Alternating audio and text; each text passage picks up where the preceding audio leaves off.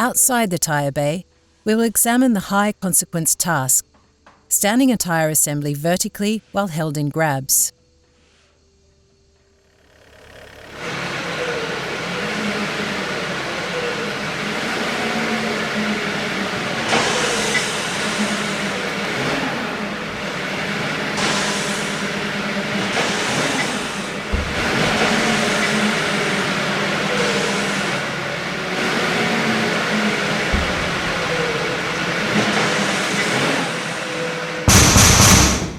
An uncontrolled release of the tyre assembly can damage equipment and crush a worker, leading to their fatality or disablement.